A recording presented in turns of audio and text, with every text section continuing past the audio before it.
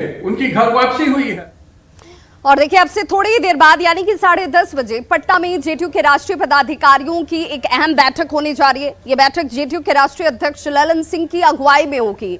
आधे घंटे बाद यानी कि 11 बजे राज्य कार्यकारिणी की भी बैठक होगी और इसमें पहले से तय एजेंडे पर चर्चा की जाएगी। दोपहर 2:30 बजे राष्ट्रीय कार्यकारिणी में तय एजेंडे पर खुलकर चर्चा होगी और पार्टी को किस तरह से देश में आगे बढ़ाना है इस पर बातचीत की जाएगी। कहा तो ये भी जा रहा है कि राष्ट्रीय राजनीति में नीतीश कुमार को कैसे प्रेजेंट करना है, कैसे उनको रखना है, इस पर भी इस बैठक के दौरान चर्चा संभव है।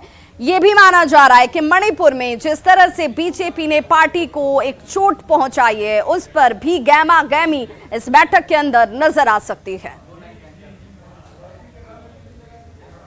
बिहार के सीएम नीतीश कुमार के पीएम बनने की चर्चा के बीच बीजेपी सांसद अजय निषाद ने बिहार के सीएम को बिना कद वाला नेता बता दिया। उन्होंने कहा कि बिहार के बाहर सीएम का कोई वजूद ही नहीं है। अजय निषाद ने ये तक कह दिया कि बीजेपी से ही नीतीश कुमार को पहचान मिली और कुछ दिनों में ही उनकी पार्टी का आरजेडी में विलय हो जाएगा।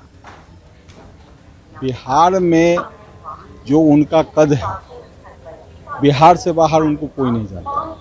और प्रधानमंत्री का उम्मीदवार बनने के लिए सबसे पहले तो पूरे देश का रकबा भी जानना जरूरी है, चौहद्दी जानना जरूरी है और सबसे बड़ा चीज़ है कि आपका पहचान वो नहीं है। तो कहीं से भी ये बिहार से बाहर जा ही नहीं सकते हैं और आने वाला समय में जहां वो गए हैं, आने वाला समय में उनकी पार्टी जदयू है वो आरजेडी में विलीन होगी।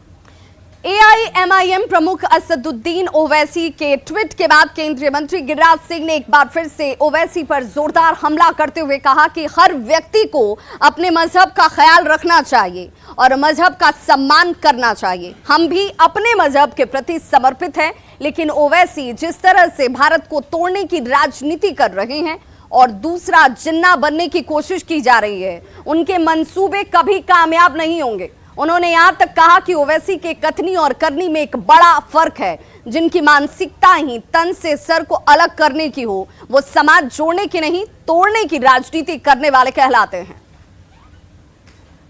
हर इंसान को अपने मजहब पे फक्र होना चाहिए, मजहबी। और ओवैसी को तो इतना फक्र है कि सर तन से जुदा के नारे भी लगवाते हैं, आंदोलन भी करवाते हैं, इतना उनको फक्र है। लेकिन किसी दूसरे का सर तन से अलग करके अपने मजहब की बात जो करेगा, वो समाज को एक साथ लेके नहीं चल सकता और वो कहीं न कहीं देश को तोड़ने वाला व्यक्ति कहलाएगा। और बड़ी खबर इस वक्त शेखपुरा से आ रही है, जहां